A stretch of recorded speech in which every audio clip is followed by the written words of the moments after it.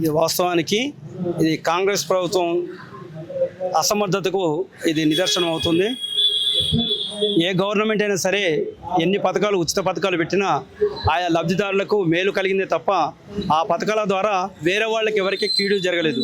కానీ ఈ తెలివి తక్కువ గవర్నమెంట్ అయిన ఈ రేవంత్ రెడ్డి సర్కారు గవర్నమెంట్ తీసుకున్న ఉచిత పథకము అనేది ఇది మహిళలకు ఉచిత పథకం అనేది వాళ్ళకి మేలు కలుగుతుందో లేదో తెలియదు, కానీ ఆటో డ్రైవర్ల కుటుంబాలకు మాత్రం విపరీతమైన అన్యాయం జరుగుతుంది.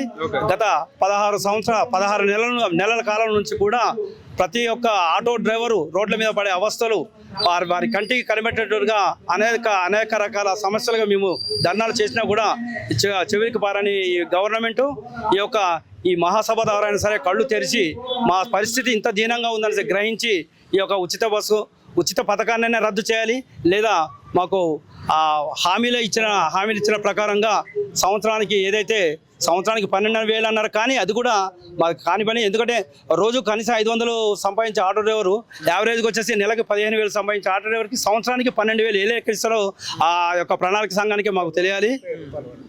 అదేనండి, ఆ ప్రణాళిక సంఘానికే తెలియాలి. కానీ ఇది బోగస్ పథకాన్ని పెట్టేసి అటు మా కుటుంబాలని మా మహిళలను కూడా అవమానపరిచి, ఎందుకంటే మహిళలు కూడా బుద్ధి చెబుతున్నారు.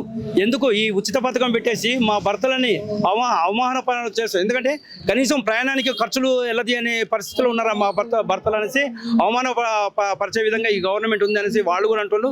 ఇంకొకటి, ఏ విషయానికి చెప్పినా సరే రాష్ట్రం దివాలా తీస్తుంది అనేసి గగ్గోలు పెడుతున్నాయి రేవంత్ సర్కార్కి. ఆడవాళ్లే అంటే మహిళలే జాలి పడుతూ, అయ్యా నీ రాష్ట్రం దివాలా తీసే టైంలో ఈ ఉచిత బస్సు ప్రయాణం ఎందుకు పెట్టాలి, రాష్ట్రానికి ఆర్టీసీకి కోట్లు ఎందుకు ఉచితంగా ఇవ్వాలి, అదేవిధంగా ఈ రాష్ట్రంలో ఉన్న ఆటో డ్రైవర్లను ఎందుకు వాళ్ళ ఉసురు ఎందుకు తీసుకోవాలని దయచేసి ఈ యొక్క ఉచిత బస్సు అనేది రద్దు చేయడానికి ఖుద్దు ఈ మహిళలే వాళ్ళని వేడుకునే ఈ తరుణంలో మేము కూడా గట్టిగా ఈ సమావేశం నుంచి గట్టిగా రేవంత్ రెడ్డి సర్కార్కి నచ్చజెప్పేది ఏంటంటే, మీకు చాతనైతే మీరు ఏదైతే ప్రవేశపెట్టిన ఉచిత పథకాలు మీకు చాతనైతే నెరవేర్చండి, లేదా ఇదే మూలంగా గద్దె దించేంత వరకు మేము ఇదే పోరాటం చేస్తామనేసి సకల ఆటో డ్రైవర్లు అన్ని యూనియన్ల తరఫున మేము ఈ వేడుకగా హెచ్చరిస్తున్నాం. గవర్నమెంట్ ఏదైతే బట్టి విక్రమార్క మీకు హామీ ఇచ్చారో, సీఎం రేవంత్ రెడ్డి అధ్యక్షతన మీకు హామీ ఇచ్చారో, గతంలో అంటే వాళ్ళు పీసీసీగా ఉన్నప్పుడు ప్రత్యేక కమిషన్ ఏర్పాటు చేస్తామన్నారు, కార్పొరేషన్ ఏర్పాటు చేస్తామన్న, అవన్నీ కూడా జరిగాయంటారా? అదంతా బోగస్ మాటలండి. ఈ రాష్ట్ర గవర్నమెంట్ ఏర్పడిన వెంటనే ఆటో చేసి, అంటే రాష్ట్ర ప్రభుత్వం ఏర్పడక ముందు ఎలక్షన్స్ ముందు ఆటో యూనియన్ సంఘాలన్నింటినీ పిలిచి మీ యొక్క గవర్నమెంట్ పరంగా మీకు కావాల్సిన డిమాండ్లు ఏంటి, గత ప్రభుత్వం చేయలేనిది ఏంటి, మేము ఏం చేస్తామనేసి బోగస్ వాగ్దానాలు చేసింది. దానికి నమ్మిపోయి దాదాపు 80% డ్రైవర్లు మొత్తం రేవంత్ రెడ్డి సర్కార్కి మద్దతు పలికిన ఈ తరుణంలో, అంటే గత ప్రభుత్వాలు చేయండి రేవంత్ రెడ్డి సర్కార్ చేస్తారనే ఆశతోటి 80% ఆటో డ్రైవర్లు కూడా ఈ రేవంత్ రెడ్డికి ఓట్లేసి గెలిపించేసి తీరా అనుభవిస్తున్నాం అనేసి ప్రతి ఒక్కరూ చేతులు కాలినాక ఆకులు పట్టుకునే పరిస్థితిలో ఈ గవర్నమెంట్ ఉంది. మాకు ఎటువంటి ఈ గవర్నమెంట్ తోటి ఆటో డ్రైవర్లకు కానీ స్టార్టింగ్ నుంచి కూడా ఎటువంటి లాభం లేదు. ఏదైతే సంవత్సరానికి కార్పొరేషన్ గురించి సంవత్సరానికి 1000 కోట్లు రిలీజ్ చేసి కొన్ని సంవత్సరాల నుంచి వేడుకుంటున్నాం. గత ప్రభుత్వం చేయలేదు, ఈ ప్రభుత్వం కూడా ఇచ్చిన మా హామీని కూడా తుంగలో తొక్కే విధంగా చేస్తుంది. ఏదైనా ఇప్పుడు జేఏసీ ఆటో జేఏసీలు 2 రకాలుగా విభజించడానికి కారణం ఏంటంటే ఈ ప్రభుత్వం వల్లే. మీకు బీమా ఉందా? మీకు ప్రత్యేకంగా 5 లక్షల బీమా ఉందా? ఎవరైనా ఆటో కుటుంబంలో ఎవరైనా చనిపోయినా కూడా ప్రభుత్వం వెంటనే స్పందించి 5 లక్షల చెక్కు ఇచ్చే అవకాశం కూడా ఉందా? గత ప్రభుత్వంలో 5 లక్షల ప్రమాద బీమా ఉండే. ఆ ప్రమాద బీమా కూడా వాళ్ళు ఏదైతే గవర్నమెంటు బీమా సంస్థకి చెల్లింపుతేనే అది వర్తిస్తుంది. 2-3 సందర్భాలు కూడా అవి కూడా గతంలో కూడా ఫెయిల్యూర్ అయింది. ఇప్పుడు ఆ తాలూకా అసలు ఆ ఉద్దేశమే లేదు ఈ గవర్నమెంట్కి. ఇన్సూరెన్స్ అనేది లేనే లేదు. అందుకే ఈ గవర్నమెంట్ని హెచ్చరిస్తున్నది ఏంటంటే, మీకు వల్లనైతే మా యొక్క కార్పొరేషన్ ఏర్పాటు చేసే దిశగా మీరు వెంటనే పొన్నం ప్రభాకర్ రెడ్డి మీ మూలంగా ఈ యొక్క మీడియా ద్వారా పొన్నం ప్రభాకర్ రెడ్డి గారికి సీరియస్గా హెచ్చరిస్తున్న ఆటో డ్రైవర్ల హెచ్చరిక ఏంటంటే, మీరు టోటల్గా మభ్య పెడుతున్నారు. ఇప్పటికీ 3 దఫాలుగా మేము ధర్నాలు చేస్తున్న బంధువులు ప్రకటించే డేట్కి 2 రోజుల ముందే మా ధర్నాన్ని నిర్వీర్యం చేసే విధంగా పొలిటికల్ చేసిన అడ్డు పెట్టుకొని మీరు ఆ యొక్క ధర్నాన్ని వాయిదా వేసే ప్రకారం చేశారు. ఈ రోజు వరకు కూడా మళ్ళీ దాని గురించి ఎటువంటి ప్రస్తావన తెలియదు. మీరు మమ్మల్ని పావులుగా వాడుకున్నందుకు మీరు ఖచ్చితంగా మూల్యం చెల్లిస్తారనేసి ఇందు మూలంగా ఆటో డ్రైవర్లు హెచ్చరిస్తున్నారు. డబుల్ బెడ్రూమ్ ఇల్లు ఏమైనా ఇచ్చారా? అలాగే ఇల్లు లేని ఆటో కార్మిక కుటుంబ సభ్యులకు భూములు ఏమైనా ఇచ్చారా? ఈ విషయంలో కూడా ఆటో డ్రైవర్లని పూర్తిగా అన్యాయం చేస్తున్నారు. ఎందుకంటే రాజకీయ పరంగా ఒకవేళ ఎలక్షన్స్ అయిపోయిన తర్వాత ప్రజలు మొత్తం ఒకటే విధంగా ఆలోచించే గవర్నమెంట్ ఇప్పుడు కూడా వాళ్ళ లబ్ధిదారులకి వాళ్ళ పార్టీలో ఉన్న వాళ్ళంటే పార్టీల శ్రేయోభిలాషులకే ఈ యొక్క ఏదైతే రిజర్వేషన్లు ఉన్నాయో, ఏదైతే లబ్ధిదారులు ఉన్నారో పథకాలు ఉన్నాయో వాళ్ళ వరకు వర్తిస్తుంది. అందులో కూడా మేము డిమాండ్ చేస్తున్నాం, ఆటో డ్రైవర్కి ప్రత్యేకమైన రిజర్వేషన్ కల్పించి ప్రతి ఒక్క పథకాలలో ఆటో డ్రైవర్కి ప్రత్యేకమైన రిజర్వేషన్ కల్పించి వాళ్ళని తీసుకురావాలని కోరుకుంటున్నాం. కానీ దివాళకోరు ప్రభుత్వం అనేసి మన ప్రభుత్వాన్ని భ్రష్టు పట్టించేసి మిగతా రాష్ట్రాల కంటే అధ్వానంగా స్థితిలో తీసుకున్న ఈ రేవంత్ రెడ్డి ఆటో డ్రైవర్లకి చేసింది ఏమీ లేదని చెప్తున్నా. దయచేసి ఉచిత పథకాన్ని రద్దయినా చేయాలి, లేదా మాకు సంవత్సరానికి ఇవ్వాల్సిన అమౌంట్ అయినా పెంచాలి. అలాగే ఇన్సూరెన్స్ సంక్షేమ బోర్డును మాత్రం ఖచ్చితంగా ఇవ్వాలని కోరుకుంటున్నాం. ఏంటంటే ఎందుకు ఇక్కడ ఇంద్రాపార్ వద్ద ధర్నా చేస్తున్నారు? అసలు ఏంటి మీ డిమాండ్స్ ఏంటి? మాది గోదావరి కానీ, నా పేరు నీలారబ రవి, నేను బీఆర్టీయూ ఆటో యూనియన్ రాష్ట్ర కార్యదర్శిని. మేము ఇక్కడికి రావడానికి గల కారణాలు ఏంటంటే రేవంత్ రెడ్డి సర్కారు ఎలక్షన్ టైంలో మా ఆటో డ్రైవర్లకు కొన్ని ప్రత్యేకమైన హామీలు ఇచ్చిండు, మేనిఫెస్టోలో పెట్టిండు. ఏమని పెట్టిండు అంటే ఆటో డ్రైవర్లకు ఎవరికైతే ఇళ్లకు స్థలాలు లేవో వాళ్ళకు 2 గుంటల స్థలం ఇస్తా, ఇల్లు లేని వారికి 5 లక్షల రూపాయలు ఇచ్చి ఇల్లు కట్టిస్తా, మీ పిల్లలకు 2,500 రూపాయల వృత్తి కల్పిస్తా, చదువుకున్న పిల్లలు ఉంటే ఇట్లా స్కూటీలు ఇస్తామని ఒక కళ్ళబొల్లి కబుర్లు అన్నీ చెప్పి ఏం చేసిండు కదా అంటే మార్పు మేము ఖచ్చితంగా మీకు చేసి చూపెడతామని ఒక హామీ ఇచ్చిండు.